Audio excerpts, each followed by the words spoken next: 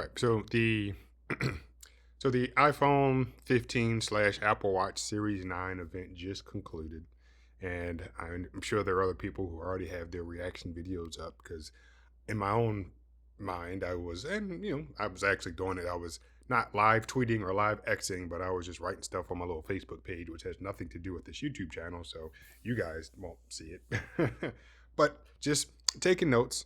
And I probably should reference those notes to see or to help me with what I'm going to say here. But I think the website has actually done a pretty good job.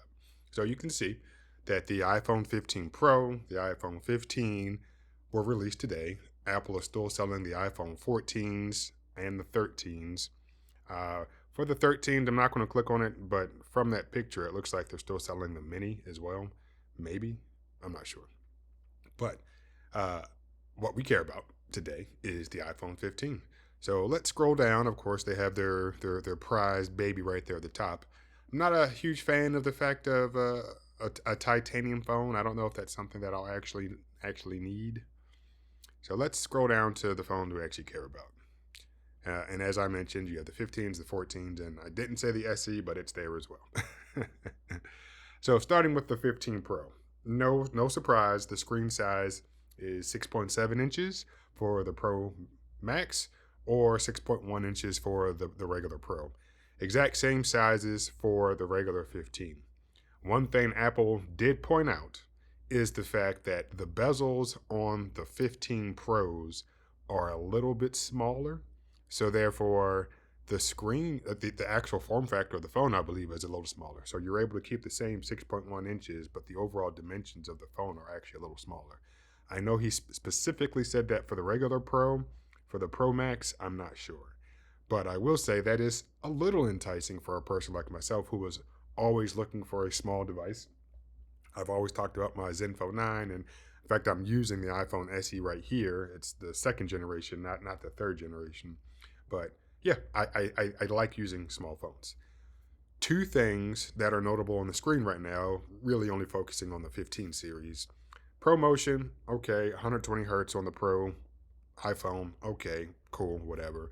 But the always on display, I've never understood why that is considered a Pro feature. The only other thing we can truly compare it to is Android, so you have to do it. But an always on display is something that's been around for a while. I mean, I think my first always on display was the Motorola Moto X, yes, and that was a good 10 years ago, and it might have even come out the year before that. Not even saying that was the first phone with an always on display, because I'm quite confident it wasn't, but that was my first experience with one, and that was a decade ago. And for some reason, Apple is gatekeeping that feature behind their Pro series devices. Not really sure why they need to do that, but hey, they're going to do what they want to do. If we scroll down, and I feel like they should have done a better job of this, of when you scroll at the top, it actually lets you know or continues to let you know which phone is in which column, but whatever. As I mentioned, the titanium for the Pros, don't really care too much about that.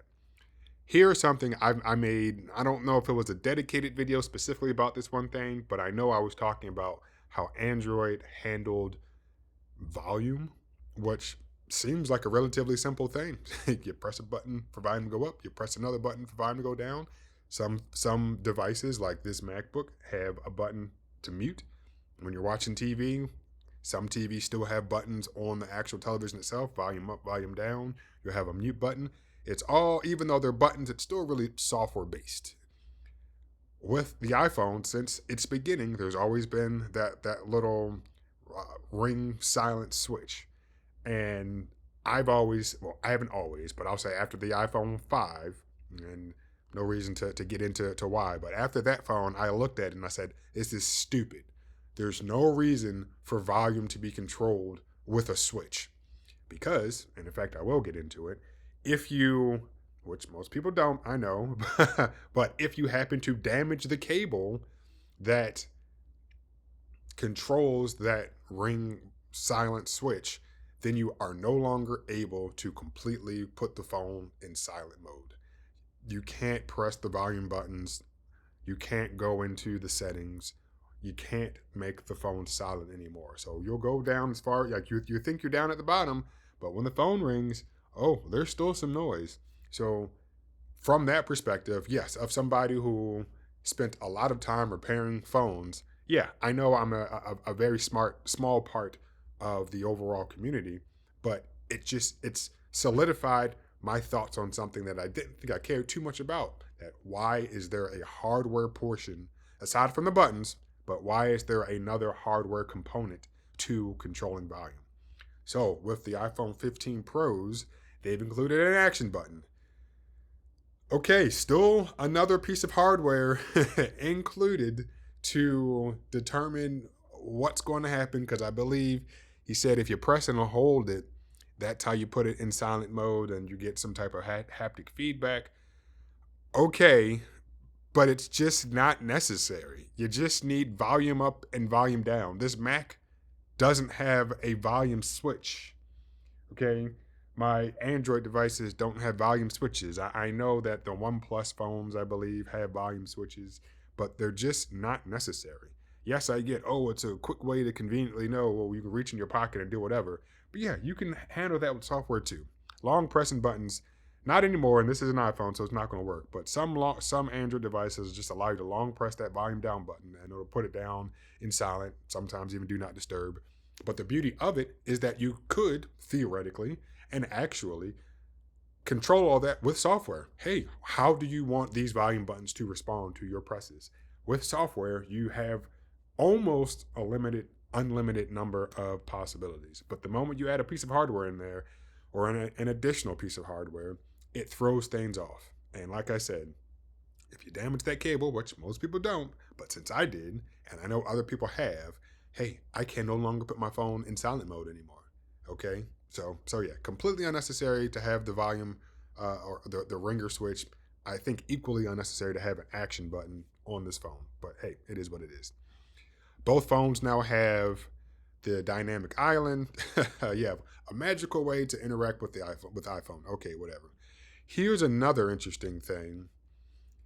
Normally, we have the Bionic chip. So we can see that we have the A15 Bionics for those two older phones, the A16 Bionic for the iPhone 15, and the A17 Pro for the iPhone 15 Pro. Just changing up the naming scheme for whatever reason. So my guess is they needed a way to differentiate, and I know I said this I said this before. They needed a way to differentiate what's going on with their pro devices and with uh, their main their non-pro devices. If this year's iPhone 15 regular has the A16 Bionic, and last year's iPhone 14 Pro also had the A16 Bionic, how is Apple controlling when phones are no longer supported? Because that name is the same and they came out a year apart. So at one point, if you say, okay, well, we are stopping support for the iPhone 14, I know I would say as a consumer that, okay, all right, great. Well, does that mean, and, and if they do that, and I'll say, okay, if I had a pro level device and I say, okay, well, the chip in this phone is the exact same chip in the iPhone 15 that came out a year later, you're still supporting that chip. So why aren't you supporting this chip anymore? And I'm sure somebody's had to say, we need to just slap on a different name, and then we'll be able to say, okay, A16s and older or whatever, boom, no longer supported, or A16 Bionics or whatever. But just by calling it something different, that's a way to separate the actual models, and then yeah, you will see probably a cleaner way for them to continue supporting one phone and stop support for another one. My guess is next year's chip in the iPhone 16 is the regular iPhone 16 is going to be the A17 Bionic. And then the Pro phone will have the A18 Pro chip. So they'll continue to have that different name and there'll be a different number. So they'll find a way to, boom, cleanly cut off when they're supporting a phone for this year. And then, of course, the following year, so forth and so forth. So interesting, but hey, they're very smart people that work there. So somebody, I'm sure, pointed it out 2 years ago, and they were like, "Yeah, we need to find a way to differentiate this." So we did. Boom, and that's it. Call it a pro chip. Nobody will really care enough or push back, and that's what we're going to do. All right, camera systems. I don't really care. So we can just scroll on through the camera systems because I really don't care. Video playback, cool, whatever. SOS, cool, all right. Battery life, yeah, is good. And here is, in my opinion, the star of the event. The iPhone 15, I was about to say 14, but the iPhone 15 now has USB-C. All right. Finally. After, and I know I was talking about my Moto X that I got 10 years ago. My Sony Xperia X Compact, I think I got that maybe 6 or 7 years ago. That had USB C on it. And all of my Android devices since then have had USB C. It's a universal port. There's no reason not to have it in 2023. So, yes, it's a universal connector. There's no reason to not have it on a phone in 2023. Feel the exact same way about laptops. This Mac has USB-C on it. This Mac has USB-C on it. My Windows machines upstairs have USB-C on it. No reason not to have it except for, of course, good old money. Apple knows, hey, as long as we keep lightning around, we're going to continue raking in cash. So if we look at what we see right here, we have USB-C for both of the iPhone 15 models, but you'll notice the difference. The Pro model supports USB 3. The regular model supports USB 2, along with the other two older devices that have Lightning connectors. You might say, is that a big deal? Depends on who you are. But the way that I view it is that you have to look at what makes the most sense. And we're going to get, this video is going to be long, I can imagine. So USB 2, which is USB 2.0, whatever you want to call it. And I can tell they're naming it the same way we're naming Wi-Fi now. Instead of calling it Wi-Fi N and then AC, then AX, we're just doing, Wi-Fi 4, Wi-Fi 5, Wi-Fi 6, Wi-Fi 6E. And in fact, we started calling it Wi-Fi 6. And then we started backporting, I guess. We need to call that Wi-Fi 5, even though we called it Wi-Fi AC. So here, USB 2. Cool. USB 3. Cool. But what you need to know is USB 2, that standard, that protocol, 23 years old. And they're keeping it around.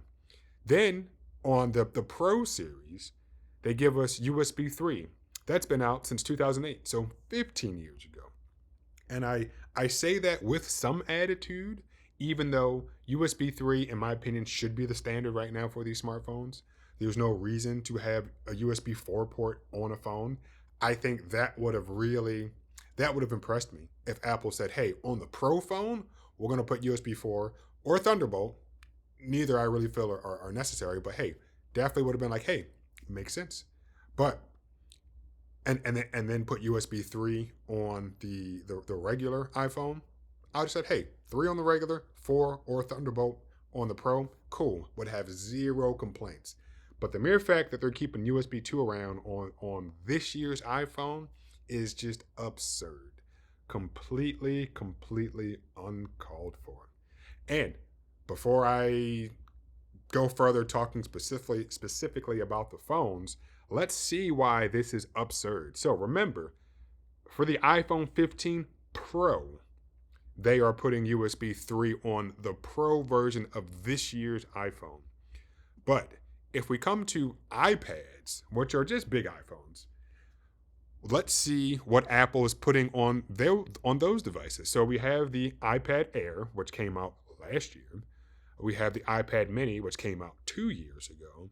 And then we have the iPad Pro from 2017, okay? So let's scroll down. And of course, all this information, some of this information is readily available on Apple's website, but not nearly as much. So let's come down here to the USB section right here. And I will just leave it like that.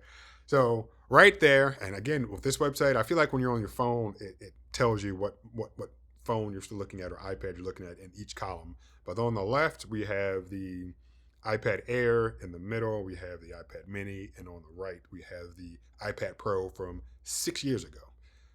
USB 3.1 Gen 2. Boom, right there on last year's iPad Air.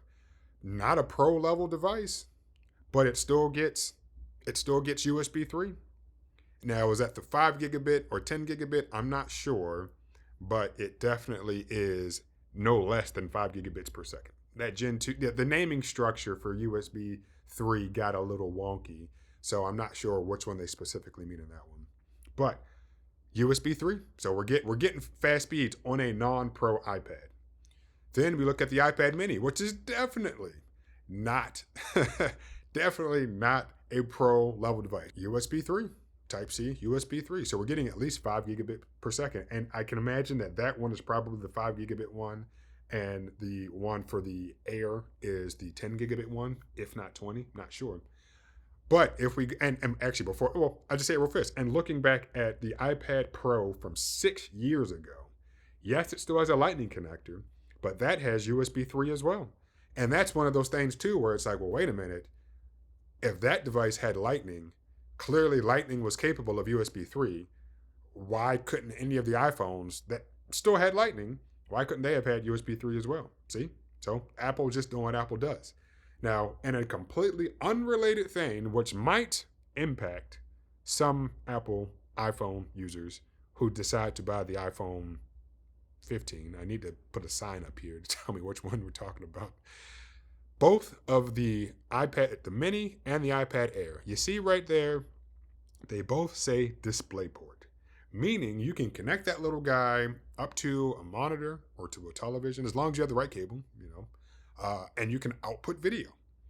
And the only reason I'll bring that up is because, one, I don't know if the iPhone 15 regular is going to allow for video out. I can imagine that the iPhone Pro will allow for video out, but either way, you don't need a Thunderbolt port to have video out. And the reason that I say that is because I was talking about my Mac Studio, and there are two USB 3 point something ports on the front of that device, and you cannot output video from them. Doesn't make any sense. But of course, Apple's going to do what Apple does, and beggars can't be choosers. And yes, on that Mac Studio, you have 4 Thunderbolt ports on the back as well as an HDMI port. So why would you need to connect something to the front to output video? Because I want to, and because there's no logical, and when I say logical, I mean technological reason that shouldn't be possible. Aside from the fact that when they made it, they just said, hey, don't allow those things to happen. Whether that's a hardware limitation or is it possible somebody could do something with some software? Maybe, but it should come out of the box. The Mac Studio, I should be able to output video from those front ports. Okay, I think we've said enough. iPhone 15, iPhone 15 Pro, some big differences. USB-C, in my opinion, is the main difference. Some other things, we've already talked about them, but what we have not talked about yet is pricing. So let's go at the regular iPhone 15 first, because I noticed something that outraged me, absolutely outraged me. Good news is that the price still starts at $800.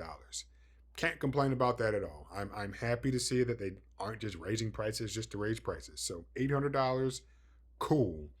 I think it was for the iPhone 13 where they increased the base storage from 64 gigs to 128. Cool. So let's just scroll down and see what we get. So the iPhone 15, I've already selected it. And then if I do buy one at some point, I'll probably get either the blue or the green one. Not a fan of the yellow or the pink, but a blue or green one. And then you come down to storage. Yes, 128. It took them a long time to do it, but they finally did increase the base storage from from 64 gigs to 128 gigs. Keep coming down. Just for, this demonstration, we are not trading anything in. And let's see, I want to pay for it outright. And this is what outraged me. Absolutely. And Looking at this page, you might be like, well, you got it. All right, so look. So it says buy from $799 up here. There we go. But if you come down here, it's okay. Choose a carrier. You have your AT&T, your T-Mobile, your Verizon.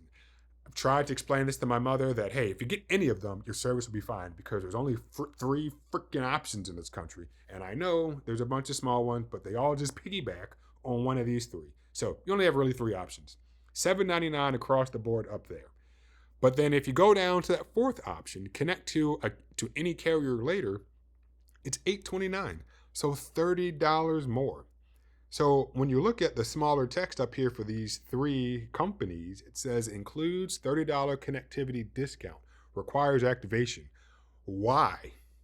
Why on earth is my price different if I'm paying Apple directly?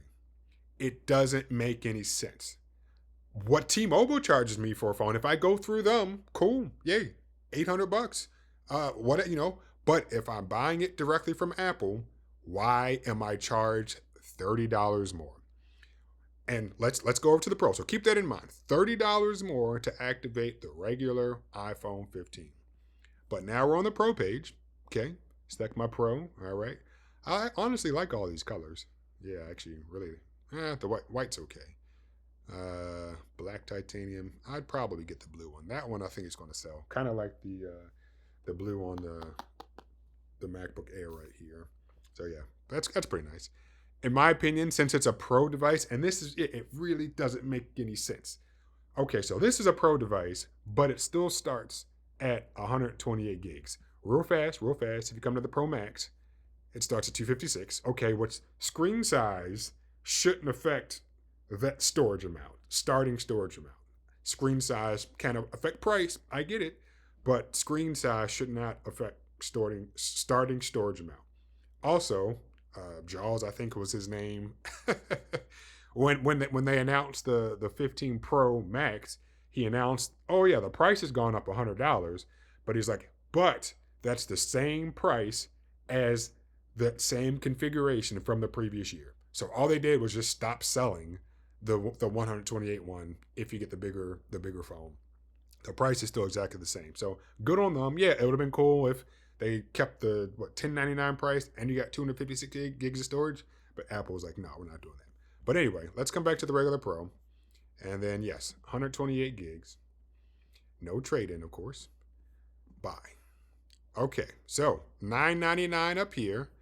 $9.99 for all of the carriers. $9.99 if I want to connect to any carrier later. Okay, so why? Why is there a discount, or why is a discount required if I am going to go buy the regular one, but I'm charged $30 more if I choose to buy an unlocked one and activate it later? Why is it? What's with the price differences there? But here there are no price differences. Why am I not getting a discount or really a surcharge for choosing to activate the phone later? And here's really where, people don't care. I'm a prepaid customer. My dad's a prepaid customer. We finally convinced my mom to be a prepaid customer. You probably are not one, which is fine. But in my mind, it makes no logical sense to be a postpaid customer because you get overages and things. And hey, here's $30. I want to use your network for the month. At the beginning of next month, I'll give you another $30. I don't like, oh, well, let me use your network, and then at the end of the month, you tell me how much I owe you. Don't like that. But it doesn't make any sense right here. If I'm buying the phone directly from Apple, the price should be the price, which in the case of the Pro, it is $9.99. But of course, in the case of the regular, it is $30 more. And let me just confirm that there are no differences for the Pro Max as well. $11.99, whether you buy it from a carrier or for a carrier or you connect to a carrier later. But of course here, yeah. And you know what? Just let me just make sure. If I buy the Plus, 128, all that selected, no trade in, buy. Yeah. So if I buy the Plus, still a $30 surcharge if I decide to connect to a carrier later. Doesn't make any sense. And that I know is those carriers trying to gang up on Apple and telling them, hey, we need this, we need phones not locked to our network. We need people to sign contracts. We need whatever, whatever, whatever. When in my opinion, Apple has all the power. It's like, hey, people use your network because they are going to buy our phones, meaning the iPhone, but they can choose from one of you three. So yeah, Apple should have been like, no, we're just gonna charge $7.99 for everybody, and yeah, they'll choose one of you. And oh, AT&T, T-Mobile, or Verizon, if you think you weren't going to promote our phones in your stores, yeah, see what happens if you don't do that. So yeah, they should. It's only $30. I get it, but it's 30 unnecessary dollars. It's almost like they're saying, well, we're waiving an activation fee. But then I'm like, well, if I'm connecting it to a carrier later, I don't need to pay an activation fee anyway. But that money doesn't even go to the carriers; it goes to Apple. So activation fees aren't even a thing. So which again shouldn't exist anyway. Even from your carrier, activation fees shouldn't be a thing anyway. But yeah, I'm not a fan of that.